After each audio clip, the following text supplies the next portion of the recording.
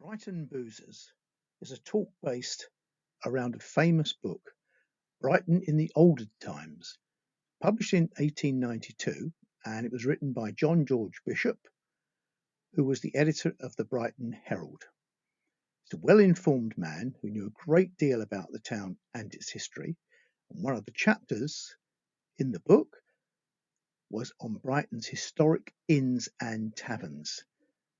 I've taken a lot of Bishop's material, some of his illustrations, and conducted a tour that takes us around the old town of Brighton, a few forays out beyond West Street and North Street, to look at some of these historic taverns, some of their incarnations in the 21st century, and some of the aspects of history around them. This is a walk that could easily be done one afternoon, as long as you don't stop for a drink in every one of the pubs mentioned.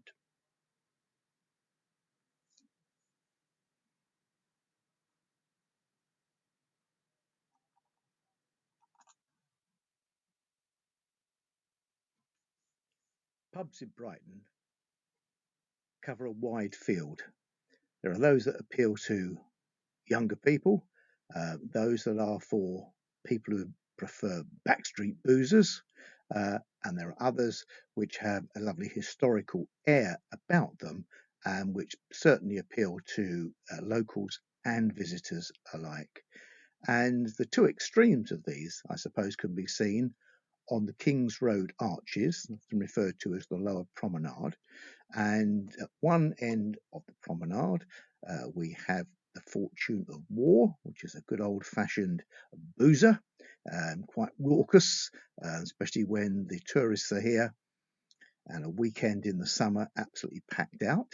Not somewhere to go for a quiet tete-a-tete or a quiet beer. A bit further along the beach, there are other taverns and bars, and one in particular we're going to look at now. This is one of the many nightclubs that have located onto the Lower Promenade. Nightclubs were generally in West Street, in some of the seafront squares to the west, and in various spots around the town. But since the renovation of the Lower Promenade in the 1990s, there's been a cluster of them down on the beach. No one worries too much about the noise, goes out to sea, and people leaving the bars at about 3 in the morning, or whenever it is that people leave nightclubs these days, can stagger out onto the beach, hopefully not reaching the tide line, but safer than staggering out onto the main coastal highway.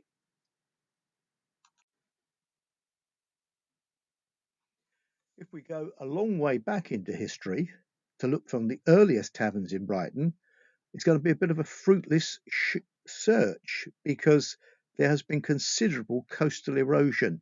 We know that there was a very severe storm in November the 27th and 28th, 1703. It was the worst storm before the big storm of October 1987. And that effectively swept away anything that was left on Brighton's beach, the old lower town. There would have been few people living down there at that time. Many had been moved off at the end of the 17th century, as there had been coastal erosion and severe storms up to that date. But in 1703, that storm swept away the workplace of the town. And that was the area where the boats were launched from, the net shops, the rope stores, the sail lofts, the boat repairers. And doubtless there were cottages and donkey paddocks down there for the transport, and there would have been taverns amongst those buildings when people did live on the lower town. They were all moved away at the end of the 17th century and relocated up into the area of Brighton's upper Old Town, the area now referred to as the Lanes. But we have no very, very early taverns in Brighton from that date. We can get a good idea of the layout of both the upper town and the lower town from this wonderful illustration. There's some debate about the date. It purports to show that the raid on Brighton by the French fleet in 1514 possibly was drawn maybe 30 years after. very fine map. As a geographer, always approve of maps, and you can see here the town of Brighton, the rectilinear layout of the town, and the fact that it's alight, it's ablaze, smoke pouring out, the French fleet offshore, the French galleys down on the lower town there. You see some of the housing and the boats.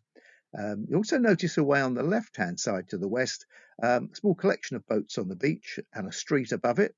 And that, of course, is Hove. And you'll notice that Hove is not a light. In the 16th century, Hove is a mean little community away to the west of Brighton, not worth the bother of the French attacking it or and burning it. So we get an idea here of the layout of the town, and we're going to see that reflected in later maps. But as always with landscape, very famously, Professor W.G. Hoskins made the great comment that everything in the landscape is older than you think it is.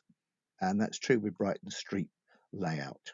21st century city, but with a layout of streets dating back many, many centuries.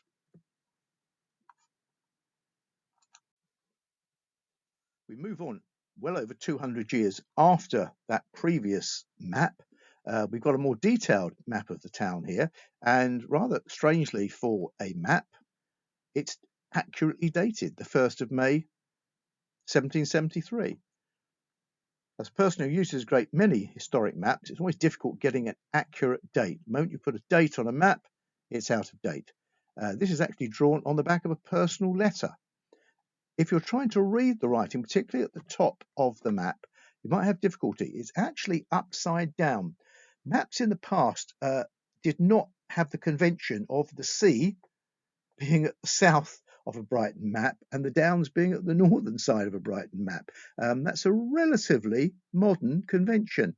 Maps were drawn as required, and I've turned this one upside down from its original layout to make it more easily accessible to 21st century eyes. So you can see the broad layout of the town there with West Street, North Street, East Street, and the streets in the centre of town, Black Lion Street, Ship Street and Middle Street, and the various Twittons connecting them. Steyning away on the eastern side there with a couple of buildings on the outside edge and a few buildings running up towards present-day North Lane, and similarly a few to the west of West Street. At the bottom of the map, you will see a line of blocks, and the writing is rather faint. It's done in faded red ink on the original. It actually says, streets of the town now lost to the sea.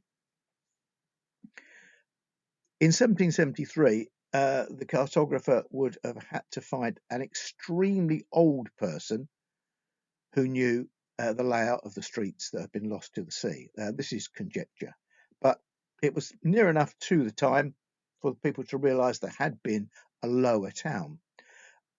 On the mainland, on the very low cliff line, two prominent features. One is the East Battery, which you can see projecting out towards the beach from the bottom of what was then termed Great East Street, and slightly to the west of that looks like half a ring donut, and that is the blockhouse. And we're going to see a little bit more about that in a moment.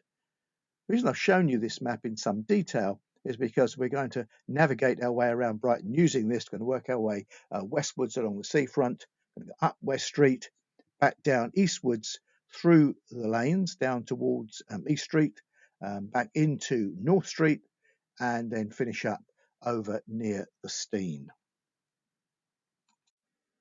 And here is the blockhouse. This is not quite contemporary with that map. This is about 1760, so certainly before the 1773 map. Various features here, a very small beach, crumbling low cliff line. You'll notice this has been hand coloured, but quite correctly so, because Brighton is not built on chalk. The old town of Brighton is on a chalky rubble infill, which we geographers term coombe deposits. So it's a mixture of sands and clay deposits and flint and frost-shattered chalk, very soft, unconsolidated, and you can see some sea defences have gone up on the right-hand side there. But the important thing here is the blockhouse. And why is it important on a history of Brighton's inns and taverns? Well, you'll see at the bottom there a quote, and this is from the Sussex Advertiser, the very first edition in May 1749, that the widow Saunders, a widow at the blockhouse Brighthelmstone, sells fine French genuine brandy at 9 shillings a gallon. And it's interesting because there are only 4 pages to that edition of the Sussex Advertiser. And on page 3, there was a section called Local Intelligence. And under Brighthelmstone News, well, there was no news. So they had included what in fact is an advert, the first advert for a pub in Brighton. And here it is. It presumably in 1749 there was a bit more to the blockhouse than we see in this 1760 print. Presumably also that the genuine French brandy was smuggled and probably 70 miles across to the French coastline, easily accessible for illicit spirits.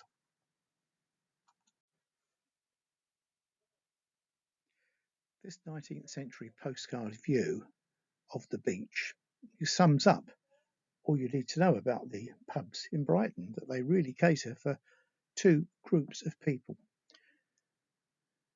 On the fishing boats here, we've got the Brighton indigenous natives, and these will be frequenting the small corner pubs and beer shops in the poorer parts of town at Kent's Court, the bottom of West Street.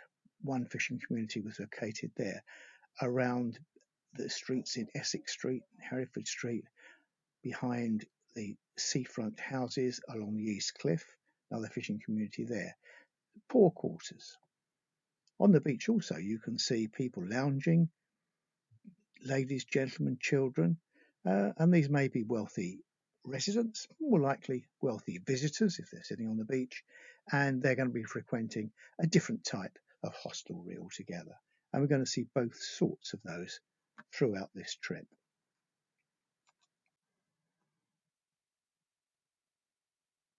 1773 map that we featured before shows us right at the bottom of East Street by the East Battery, a small collection of buildings here. And one of these is the Dolphin Tavern, and that's where we're going to start our journey here at the lower east side of Brighton.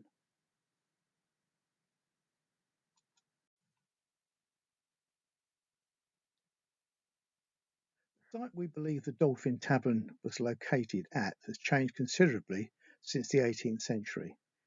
Queen's Hotel here was built on the site of Mohammed's baths, Sheikh Mohammed, who was the shampooer of Regency Brighton. And we have no exact location apart from an indication on a later map. But I believe that the Dolphin Tavern was halfway down the little street on the left, which is actually King's Road. It's a continuation of the main seafront road, King's Road. The road that runs on the right-hand side of the hotel is Grand Junction. But halfway down King's Road, you can see a 3-bay building with a darker door in the centre. That's roughly where the Dolphin Tavern would have been.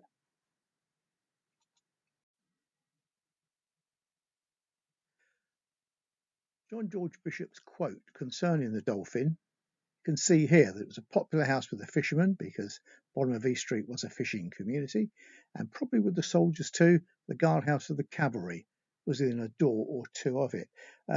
Actually, East Battery was a gun battery. It's rather surprising it was the cavalry, but it was certainly a military establishment. So you get an idea of the clientele there of basic Brighton fishermen and squaddies, really. So probably not a place for genteel happenings. Any local history research is about looking for clues, and landscape studies looking for clues within the landscape. And though the Dolphin Tavern has long gone and there's no indication of it for its location, across the street there is a rather fine early 20th century building, the Bock Shop, cafe, restaurant. And on the left-hand side of that is a doorway, and that's a very intriguing doorway. Is the doorway to Dolphin Court. Now, generally, this is a locked door, but if you go out early enough during the day, many locked gateways and doorways into courtyards and alleyways are open because postmen need to get in, paper boys and milkmen, and also local history researchers. And if you go through this, and I do have to tell you, it's a private entry area, but the door here is open. There's a beautiful little courtyard behind here with 2 or 3 cottages, and that is Dolphin Yard. And that's our indicator that opposite was indeed the Dolphin Tavern. This is an extract from a 1951 Ordnance Survey planning document used in the town. And there's a Queen's Hotel in the centre of the picture, above the fish market. We mentioned the fishermen just now. And somewhere along the north side of the Queen's Hotel, round about where it says 4 and 5, upside down here, 4 and 5 Kings Road, that would have been the site of the Dolphin. And if we go to the next slide, this map is an annotated copy of an earlier Brighton map from the 1780s. And here on the seafront, you can see the fish market, and next to that, the Dolphin Inn. And we're not too far away from the location we believed it to be. So opposite there, almost opposite, is the Star and Garter, and that's where we're going to move on to next. This print is from a 19th century, 1888 street directory for Brighton, and it shows you the Star and Garter, a fine-looking bow-fronted building. The Star and Garter Hotel on the side, and you can see some presumably fishermen lounging here on the railings above some boats, some steps leading down to the beach, and there on the right-hand side, Sheikh D. Mohammed's shampooing baths. But the Star and Garter are very famous. Often christened as Dr. Brighton. And to the next slide, this is Dr. Brighton's, or the Star and Garter, in happier days. Sadly, these days it's been boarded up with many such buildings in the city centre. It's got the bow front still there, not as distinctive as the earlier ones, but it's still a good location, and it was on the corner of 3 Ton Square, and that lay just to the west of it, where you can see the edge of the modern Jury's Inn. The little map extract accompanying it, again from 1951, there's the Star and Garter on the corner of King's Road and Little East Street, and where the car park sign is on this map, due to some clearance scheme, was 3 Ton Square.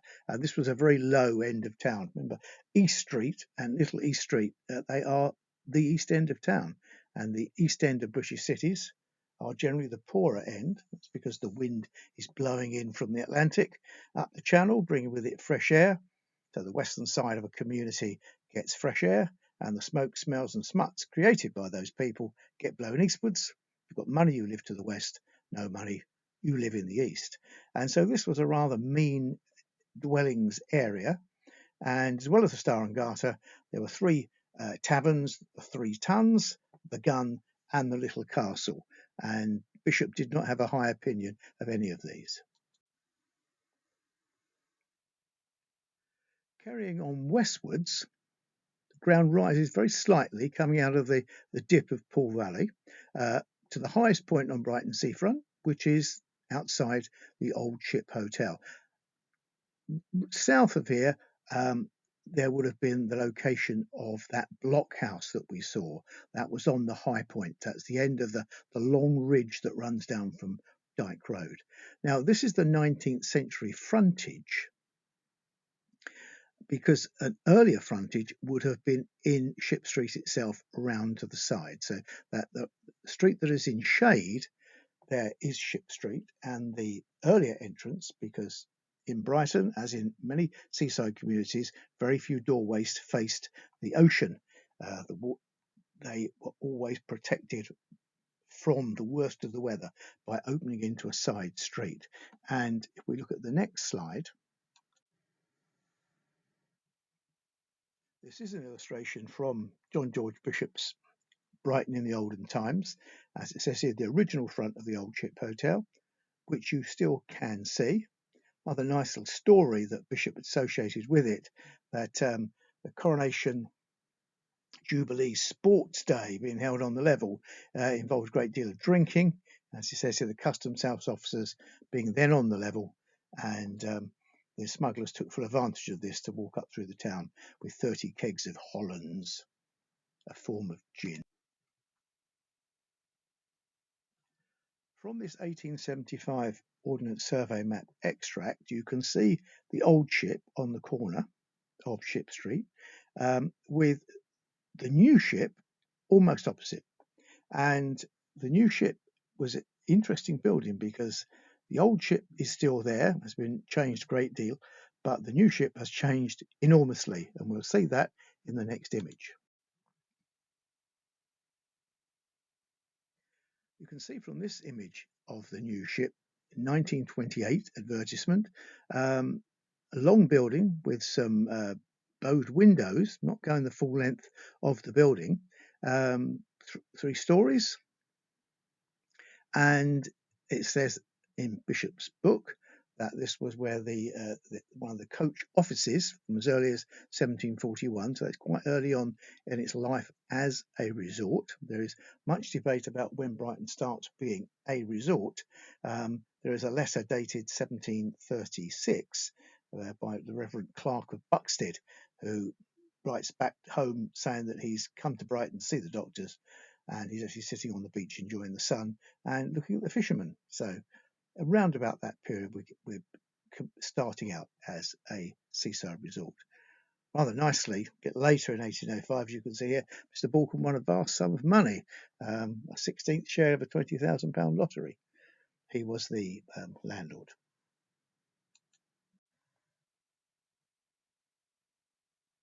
This is the new ship in the 21st century, looking considerably older. And this is a really interesting building because though it says established 1695 on a plaque in the centre of the building we're looking at dates from 1934. It's a wonderful example of what in the trade is often called brewer's Tudor.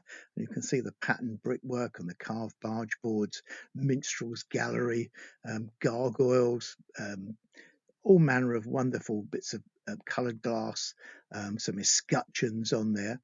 And this is much photographed by visitors to Brighton thinking it is 1695, when in fact it is only 1934.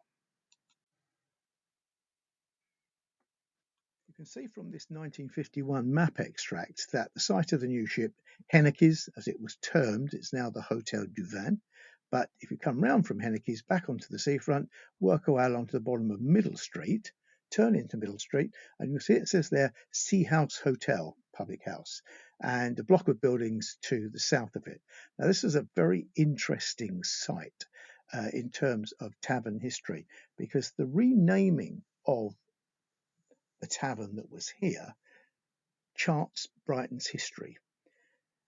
Before 1820s, when it was rebuilt, the pub was much further south. It hung over the edge of the very low cliff line that forms the southern edge of Brighton, and traffic coming along the cliff top had to turn up Middle Street, along South Street, and into West Street, because the pub was blocking the route westward. It was described in 1800 as a wretched-looking, miserable old building, and wonderful name of the Ship in Distress. Kind of sums up Brighton as a kind of failing seaside fishing community. It is rebuilt because they extend the seafront road westwards, clear away the Ship in Distress to create the King's Road, running along from almost Old Steyning through to the bottom of West Street, and the pub is rebuilt further north and changes its name to a rather more genteel tone, the Sea House Hotel.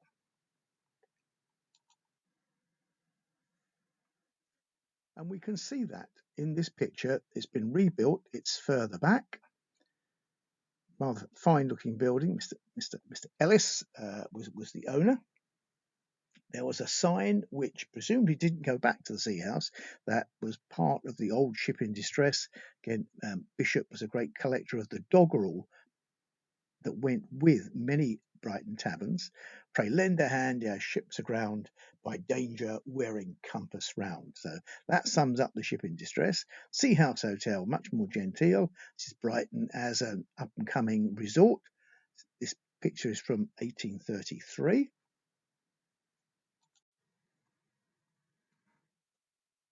And the new establishment, the Sea House Hotel, has distinguished visitors. In 1830, the King himself came to visit Viscountess Bronte. And you can see from the picture here of Lord Nelson, Viscountess Bronte was the widow of Lord Nelson. I've seen in history books about Brighton that the King came to pay homage to the widow of the celebrated Nelson. That's not quite true.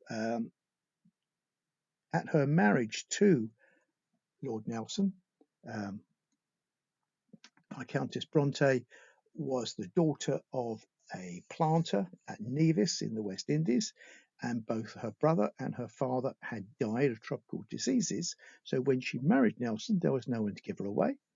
And King William IV, at that time was the Duke of Clarence, was a sea captain in Nelson's fleet, and he gave away Viscountess Bronte Kitty um, at her wedding to Lord Nelson. So he was a very old family friend. And you have to picture the scene that the Sea House is visited by the King, and great celebrations going in Brighton, because in September 1830 the King had not left London. He succeeded to the throne in June 1830, and the first place he visited from London was Brighton. So you can imagine the town was in something of an uproar. And when the King left, you imagine the scene of the painters coming out with a long ladder, and the Sea House overnight becomes the Royal Sea House. And it stayed as the Royal Sea House for many years, until the decline of the town centre. The money was moving westward to Hove, and eventually just reverted back to plain old Sea House. And it continued its decline until the 1870s, when the building was closed down as a hotel and was used as a toy repository, and latterly a fashion store, a drapery, and then a furniture store. Eventually, that was all demolished right at the beginning of the 21st century.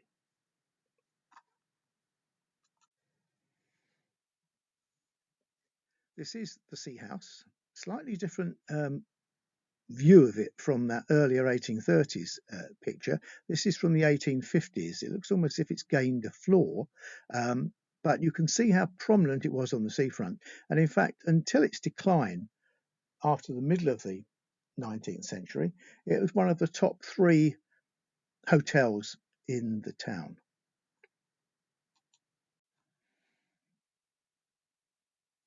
Going back to that 1851 map extract, where you can see the Sea House indicated here is on the corner of South Street and Middle Street, and that's what the Sea House had reverted to, a street corner pub.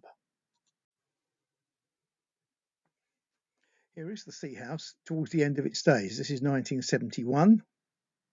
It was a local Tamplin's brewery house, and you can see the Phoenix brewery sign on the inside the Sea House. And I visited this pub on a couple of occasions as a youth, and it was a suitably seedy side street, back street Brighton pub. Not a From adverts I've seen of that period, it was pizza and chips for 7 and 6pence.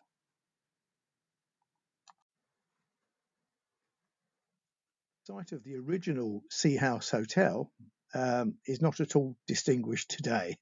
Sad to say, this is the University of Sussex postgraduate hostel. It almost looks like something that's drifted out of Moscow Main Street.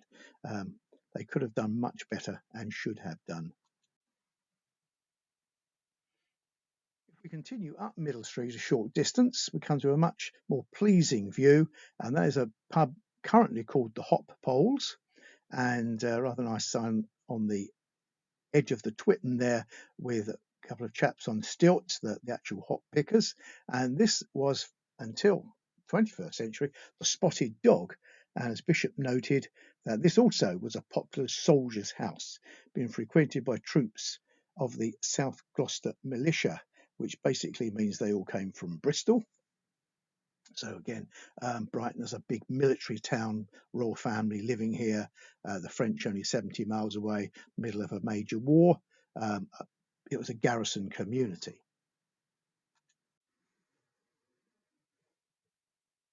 The view from the early 20th century, looking up northwards along West Street, the western edge of the old town. And it's a scene that has changed dramatically today. It was on the western side from 1928 through to 1936. There was continuous demolition. The street was widened, and the church, St Paul's Church, you can see looking over the top of the buildings there, is now on the roadside. So all of that side has gone. And the confusion at this point is that the George Hotel, this magnificent Victorian creation on the corner here, has its name confusingly with another tavern called the George further along West Street. Now, in the 17th century, the George was where King Charles II stayed on his flight from the Battle of Worcester when he was leaving Britain for the continent. It's his last night in England at the George in West Street. After the period elapsed from it being the George, it was rechristened the King's Head, and the name of the George was moved to the building here at the southern end. So the George is in two places historically.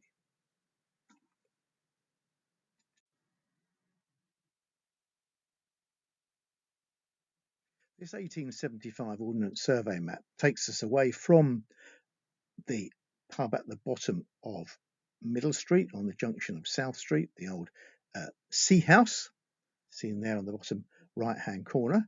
We worked our way along South Street out into West Street itself, and there is the PH at the corner of Kent Street, which was that big George Hotel, and then further up there is the King's Head itself, and the King's Head had been the George at one time.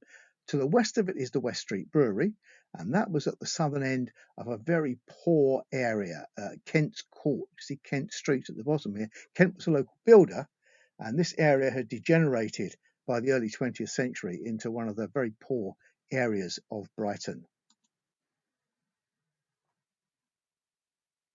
J.G. Bishop's love of the bits of doggerel that accompanied Brighton taverns writes this about the Bell in Russell Street. Good liquor here is to be found. The bell for luck turned upside down. You imagine the idea of a large bell filled with liquor.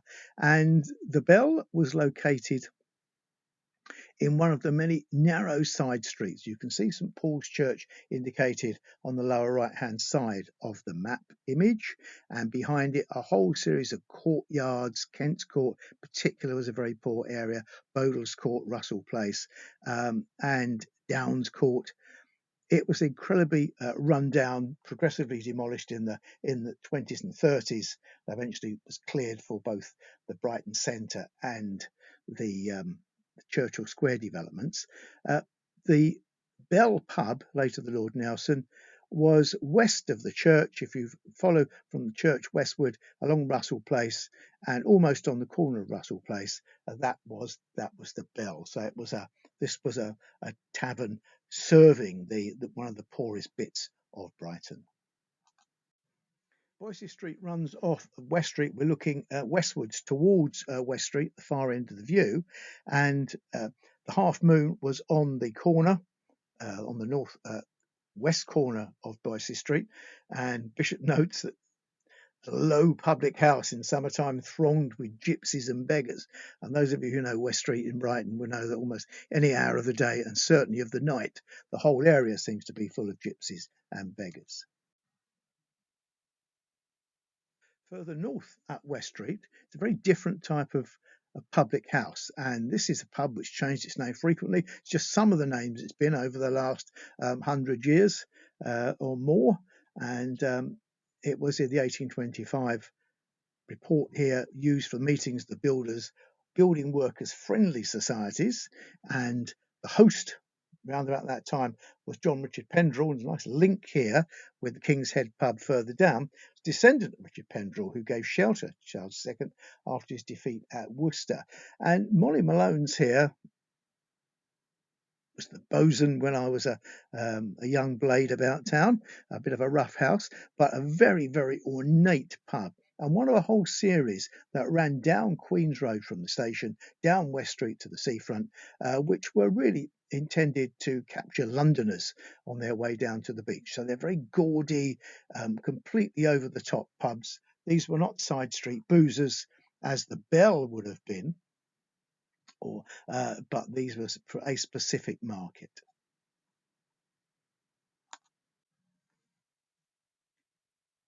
The Lamb and Flag pub, shown here with these rather fine bas reliefs from 1935, are a good indicator of the way this area changed. In the period between 28 and 36, the whole of that west side of West Street was progressively demolished and rebuilt. A lot of the slums were cleared away. Cranbourne Street still exists. That was largely rebuilt, and at the western end, Cranbourne Street, cheek by jowl with the modern Churchill Square, are two pubs, and one, the Lamb and Flag here, the rather fine with the grapes and the grain and the hops. Its name has changed twice since it was the Lamb and Flag.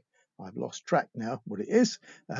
Was the Easy Bar for a while, and indicates the money that was spent by breweries at that period on decoration of their public houses. Now, we followed our route on this map relatively easily so far. We started out at the bottom of East Street by the East Battery and the Blockhouse, worked our way along past the Old Chip and into Middle Street, up West Street, and now we're at the top northwest corner of the town, not quite up to North Street, but the top end of West Street. And we're going to turn down the last turning on the right-hand side, which is Duke Street, and runs parallel to North Street. We're going to go back eastwards into the old town. Taking that route down Duke Street brings us to the Victory Inn, which is a rather nice early Brighton building, rather fine mansard roof. It hasn't been mucked about with too much inside. Some very nice early 20th century glazed tiling outside. And again, you can see the name Tamplin's boldly there, which was the local brewery at the Phoenix Brewery, just to the east of the level. But that is a very, very nice building inside and out. And then following on down the road from Duke Street runs round and into Ship Street, and just around the corner is again a very ornate London style pub, now O'Neill's Irish Bar, but was the Seven Stars, and fantastic amount of decoration, late Victorian style to it, very, very big pub. Ship Street runs down into Prince Albert Street, crosses Prince Albert Street, goes on down to the seafront. But if we carry on along Prince Albert Street, as it turns down into Black Lion Street, you'll see the Black Lion Street Brewery from this 1875 OS map with the Malt House opposite, and a range of taverns down that road. Saw this image, which I used as the title slide image, and this is the old Last and Fish Cart. And again, Bishop's love of the doggerel. Long time I've looked for good beer, and at the last I found it here. Now, the last means not very much to people today, in fact, nothing at all. Last was an old term supposedly for 10,000 herrings, and those curious quantities that some of us may remember, the red exercise books you had at school or from the stationer's shop with the rather curious measurements on the back cover. And the Last and Fish Cart was acquired by a Sussex cricketer in the 1820s and changed its name to the Cricketers. The green room above, apparently Graham Greene thought this was his favourite pub, and it's one of those places that I feel you should take foreign visitors to, because that lovely brass work and red plush inside, that's all you want from a decent pub. The little building on the right-hand side that's part of it was the Town Pound. This is where stray animals were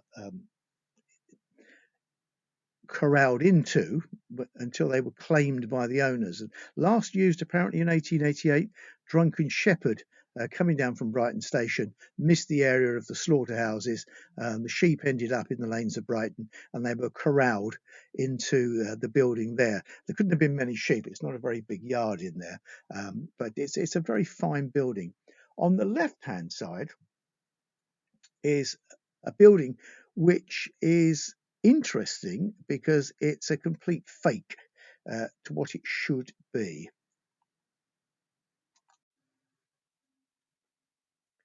This is the Black Lion, and it looks pretty old and pretty authentic, and it was until 1973.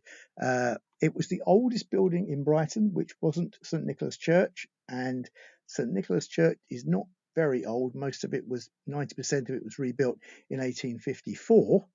It's only the base of the tower is old, but this was the oldest extant building, and was sadly and illegally demolished in 1973. It was much photographed, and the town council at that time, to their good credit, and I often say this about Brighton in the 1970s, had the developers rebuild it in the same form. It's not exactly the same, but as near as damn it.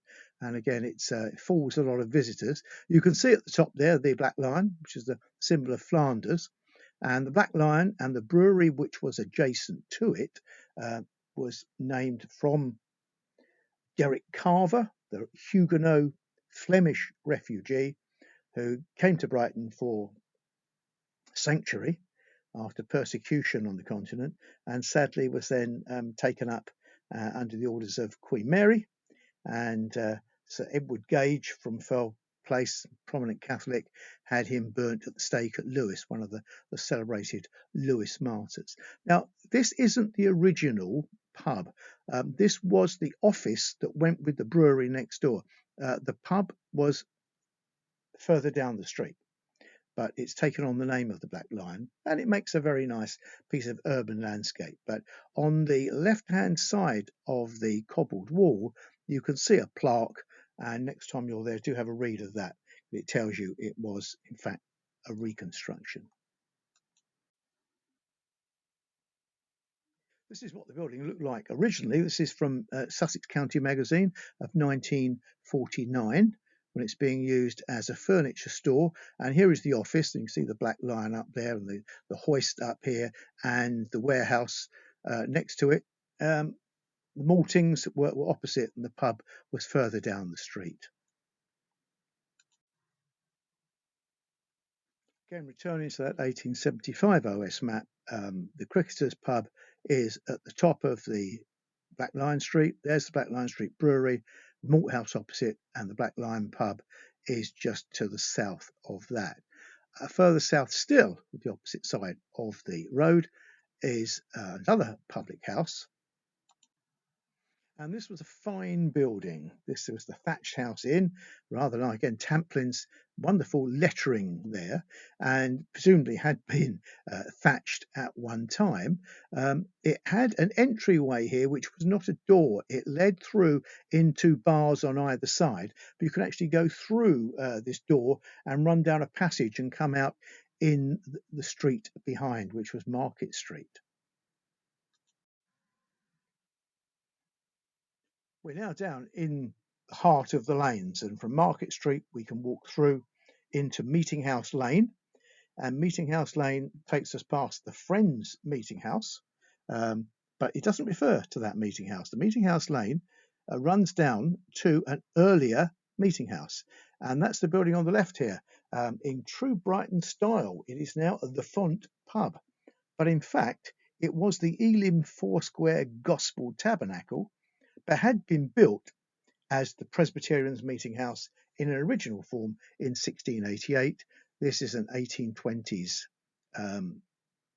south side to it, but it's interesting here how that street name has led us to a present day pub, albeit one which had a very different origin.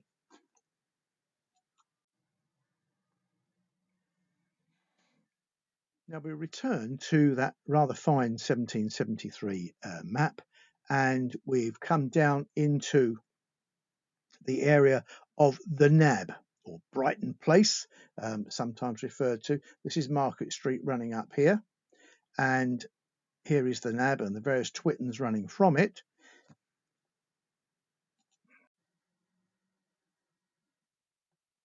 Well, this is Brighton Place, and in the centre of the picture is the Druid's Head pub. That's a very old established tavern, these days very much a kind of students' meeting place. The frontage has changed somewhat during the 20th century. Very nice story associated with that. When I left university and was looking for a real job, I worked part-time as a painter and decorator. Not that I was very skilled at either the painting or the decorating, but I did work for a while with a very nice old gentleman called Mr. Gazzard, which is a wonderful name. And he told me that he'd grown up in Brighton as his father was the landlord of the Druid's Head pub. And I did check. And certainly in the 1920s, Mr. Philip Gazzard was the licensee. And this Mr. Gazzard the Younger told me this was known as the Carrier's Pub. And Brighton Place leads down into Market Street and to the market. And this is where, in the early hours of the day, the farmers and the nurserymen, market gardeners from further north, both on the edge of Brighton and out in the country, would bring all their wares into Market Street and Brighton Place, where they would be either stored or sold in the market or sold on to costermongers and shopkeepers. And it was a general Covent Garden feel to it.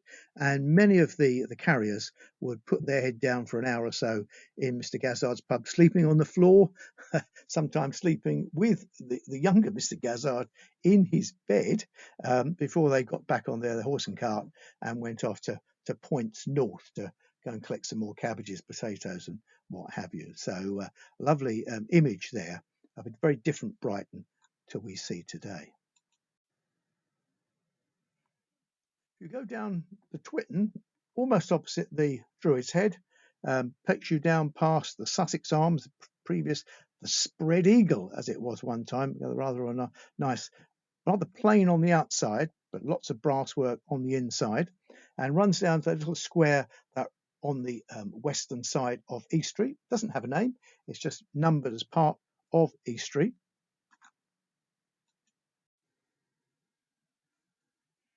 And returning to that annotated map, we've seen bits of it before, the Spread Eagle is at the northwest corner, top left-hand corner, brings us down into Great East Street, as it was then. And at the foot of Great East Street, there's the Dolphin Inn and the Star and Garter that we've seen. But there are some other taverns there. The White Horse Inn, this is the first lodge of Freemasons held here. With that, the Rising Sun Inn, formerly the Naked Boy. And we're going to come on and talk about those establishments very next opportunity. This is an illustration from Bishop's book, Brighton in the Olden Times. And you've got the White Horse Hotel here, Mr. Gear running it. Here's the little lane runs down into Pool Valley. And on the right-hand side is here the Rising Sun, which we saw on that map. And all this was supplanted by Brill's Baths in 1869. Now, Mr. Brill was the owner of a therapeutic baths. They were located a bit to the south, to the right-hand side of these buildings. And he had inherited his bathhouse from his uncle, Mr. Lamprell. Mr. Lamprell was one of the very early 18th century bathhouse keepers. This was all demolished, as it says here in 1869, and Brill's Baths was rebuilt on this site as a big round building. And it lasted until the late 1920s. It was the last big bathhouse in use at that area. The bathhouses were clustered around Pool Valley, because before the building of the Seafront Road, Grand Junction Road, it was an inlet of the sea. It was where the Wellesbourne stream that runs down the London Road Valley, these days underground, cuts through the very low Coombe Rock Cliff, creates an inlet. It wasn't a harbour, it was just an inlet from the sea, and boats could be hauled up into that location. And it was where the colliers arrived. Sussex is the county furthest from any UK coalfield. Until the 1880s, they found coal in Kent.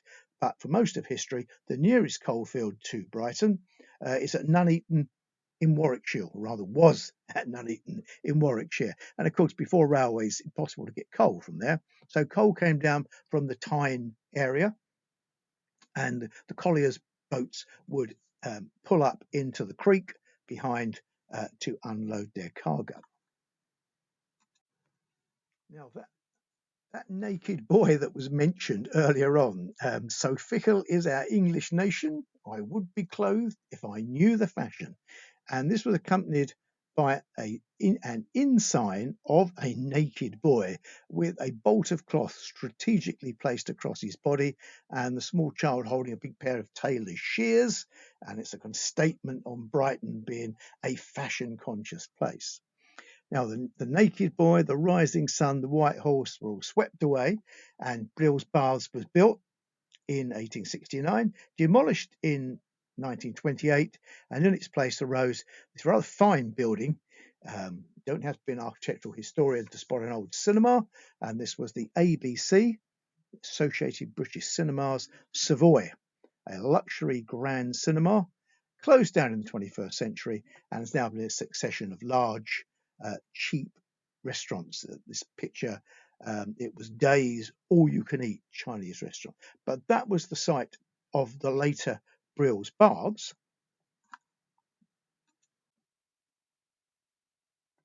If you go to the southern end of East Street, the building we got a glimpse of 2 slides back, Mr. Chill's Sun Hotel is on the corner, and there indeed is Brill's Baths, termed Brill's Bunion, as it stuck out into the highway. But when it was rebuilt a bit further to the north, about 100 yards further north. If you go to the southern end of East Street today, you will see a building at the base, the Clarendon Hotel, built at the end of the 19th century. There is the side of the ABC Savoy, the old cinema, and the little twitten running along the side there is still termed Brill's Lane, taking its name from when this was Brill's Baths at one time there, and at a later period to the north. To swivel round from that last view looking south down East Street to one looking north and northeast, we're on the corner of a little lane that runs down into Poole Valley. And again, we've got a mansard roof building, which changed its name many times. It was the Anchor, indicating its kind of maritime origins. Throughout most of my lifetime, it was the Greyhound, latterly the Fishbowl, now the East Street Tap. Hasn't been changed too much on the outside, and inside is still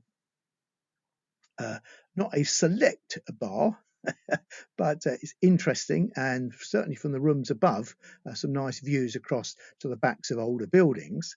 And all of these taverns, and there were many more around Poole Valley, would have been places probably to avoid. We're very, very close to the East Street Battery or the Soldiers. We're right near to where the colliers are coming down from the Tyne, and so imagine been at sea for a considerable time and finding all these pubs. So it would have been a bit of a rough house around that end of town. And of course, East Street was, the poor working class corner of Brighton. This is a map which appeared in a later publication. It says Brighthelmstone in 1778.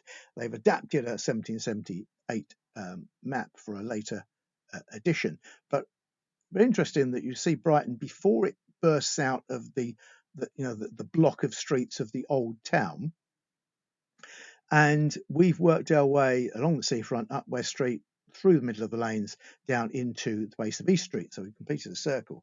But we need now to have a look at North Street and the area to the north of that, where it says Gardens. And we'll be looking at that in a bit more detail. But interesting, if you look down the list on the right-hand side, you will see at number 3 the Presbyterian Meeting House, which, as we said, is now the Font pub, the Castle Tavern. At number 6, which we'll be looking at towards the end of the tour, and towards the bottom there we've got the New Ship and the Old Ship in Ship Street, places that we have seen already.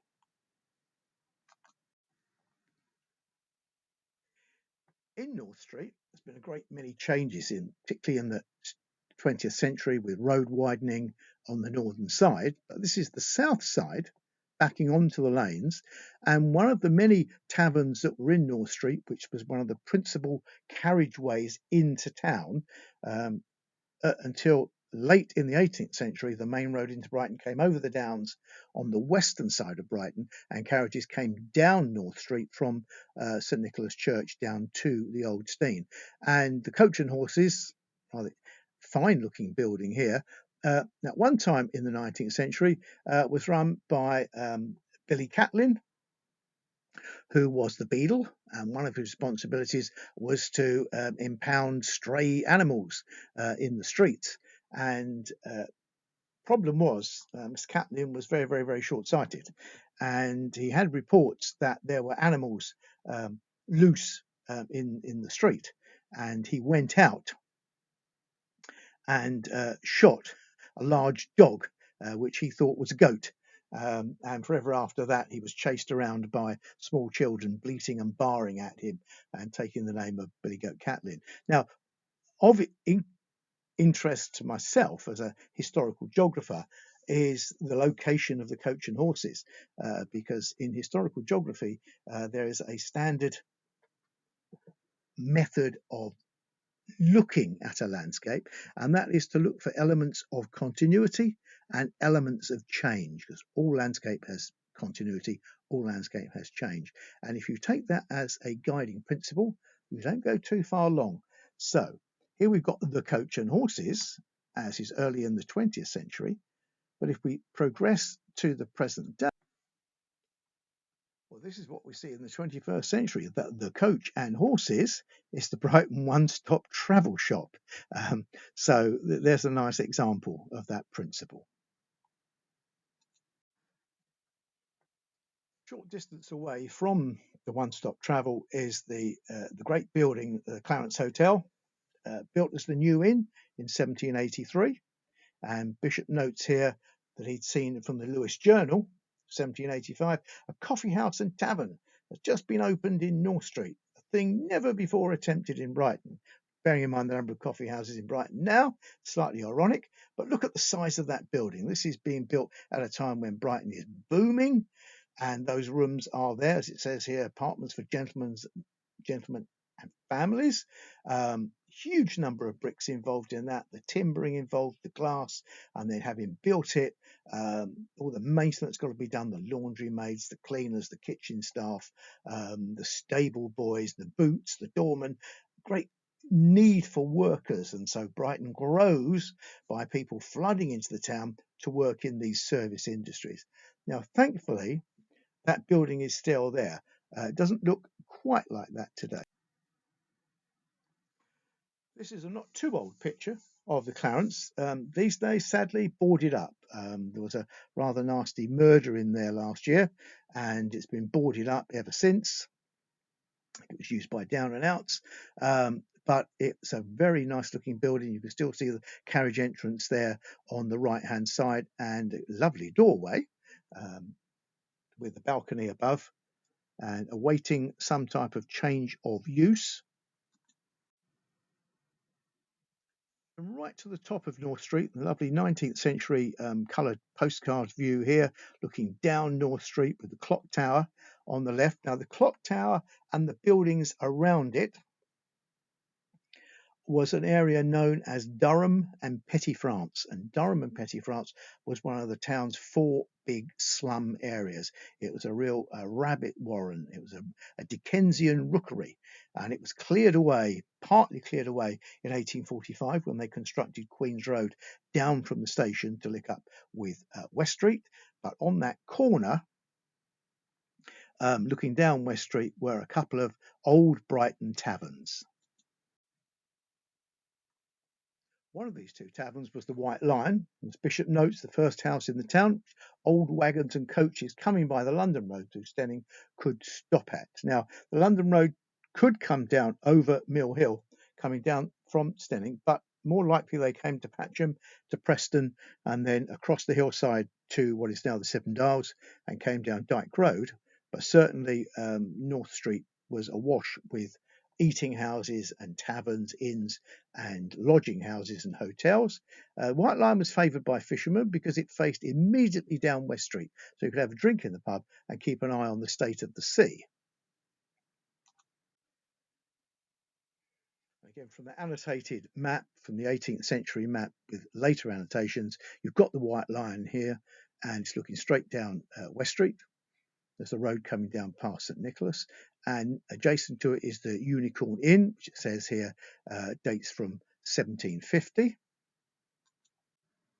And we do have a later illustration of the unicorn. It's a curious painting because the perspective of these buildings is rather curious, but Smithers was the local brewery, North Street Brewery, just round the corner. And it says here one of the old taverns of Brighton, 1597. It's got here. I took an interest at one time in Brighton's theatrical history, and behind the Unicorn was the site of one of Brighton's earliest music halls. The music halls were often located in or very near very poor areas, and this was the area of Durham and Petty France, and one of the earliest was located behind this tavern. On that previous slide, on the right-hand side of the Unicorn, you may have noticed a small street, and that's Windsor Street. And if you go up Windsor Street going northwards, you're coming up to the top of Church Street, which is in the foreground. And nice indicator for a modern pub here was the old Windsor Tavern. Now the Earth and Stars, which is a very Brighton pub. It's now organic, vegan, vegetarian pub, selling organic beers, wines and spirits and food. So that's the pub in the 21st century in the heart of the city. Well, we saw this map a short while earlier, and the location that we're in at the moment is on the road on the northern side, underneath where it says North Lane. That is Church Street, which at that time would have been called Spring Walks. And you can see the garden grounds. Now, these aren't gardens as we would think of them today, as in the Royal Pavilion Gardens. These were market gardens supplying the green stuff for the town.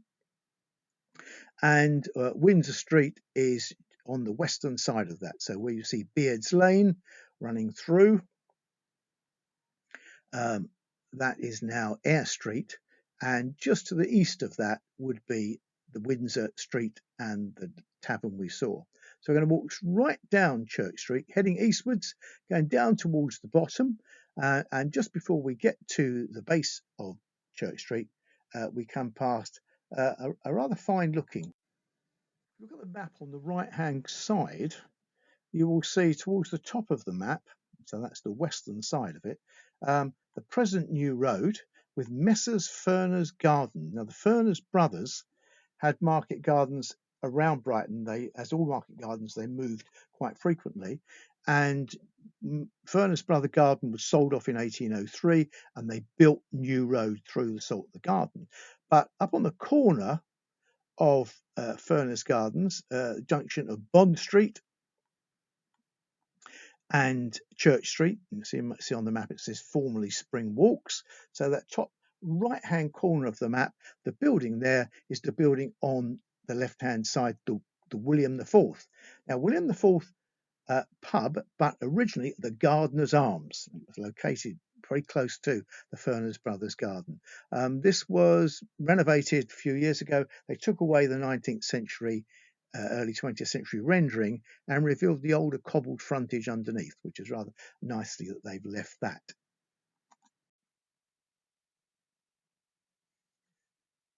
We mentioned Bond Street as regards the Gardener's Arms being on the corner. A short distance down Bond Street is the old Wheatsheaf Inn, a rather fine sign here above the Velvet Store. And noted here in Bishop's book that the Wheatsheaf was frequented by theatricals, and that's because in New Road you had the Theatre Royal and then a series of music halls and the Court Theatre. Also at one time the Tailor's House of Call, as it says here, trade society being held there, and almost opposite Velvet is a very fine, well-established, very upmarket bespoke tailor's shop. And so we've got that continuity and change that we mentioned for before. Bond Street is Mead Family HQ, My grandfather had premises there for over 50 years. My father grew up above the shop, as it were, Mead and Co. auctioneers and furniture sale rooms, and my uncle and my aunties all grew up there as well. So my ancestral homeland is Bond Street. Come right down to the bottom of Church Street, opposite the Corn Exchange and the Dome. Some rather interesting buildings here, some very early 19th century, quite small scale buildings. One of them, the Black Horse, indicates that we're in an area which took its money from horse transport. That the Royal Stables and Riding School are directly opposite the Black Horse. And if you come out of the Black Horse and turn right, so walk up past what was then the record shop and the newsagents, on the next corner, you come to the Wagon and Horses pub. Again, a rather nice pub that hasn't changed too much over the years. Nice lettering outside which says ales and ciders. If you walk a little bit further up the road on the left-hand side, going back up the hill, there is a big national car park, a multi-storey car park. So we've still got that notion of continuity and change with transport usage here in the road. We're almost at the end of our tour now, but we're down on the Valley Gardens.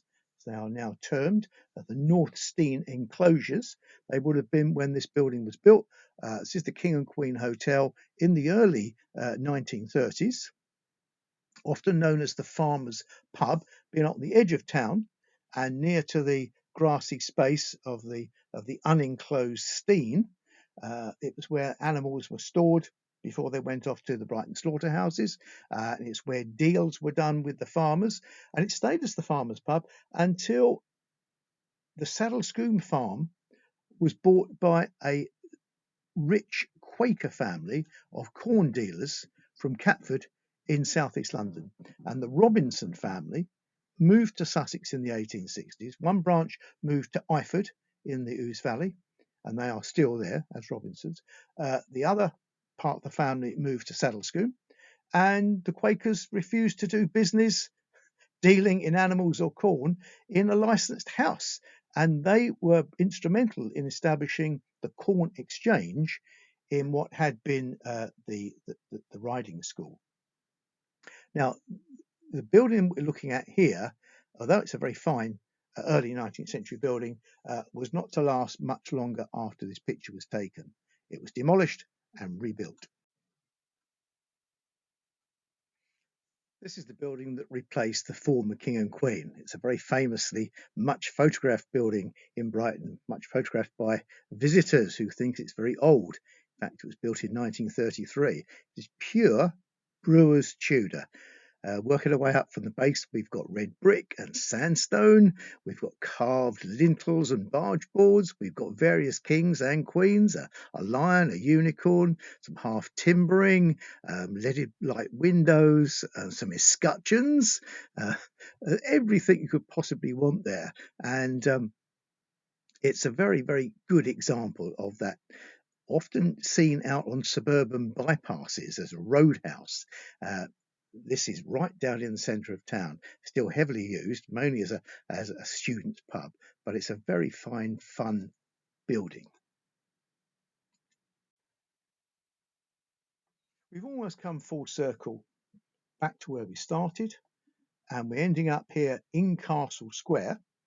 And Castle Square, Brighton, never had a castle other than the little blockhouse that we started looking at. And there's a nice bit of continuity and change. But the Castle Tavern, and in the upper image, which is Brighton in 1765, it's a cropped piece of that picture. The large building on the western side of the Steyning, backing onto Brighton, is the Castle Tavern, and that was the prime spot for visitors, coaching in. It was an assembly room, so you can see some gentry in the foreground here, and they would have been promenading on the Steyning, going to the castle as a tea and coffee house. Demolished in the 19th century, and a store was built there. That was demolished in the 20th century, and it's a rather interesting building here, the old electricity house, built in 1929, the Brighton Electricity offices, now the Royal Bank of Scotland.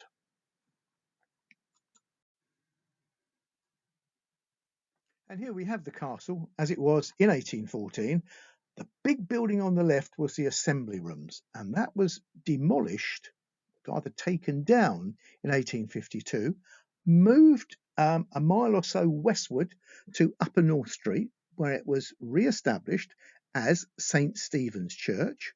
That in turn closed down in the 1940s and was latterly the Deaf and Dumb Institute, as it was termed at that time.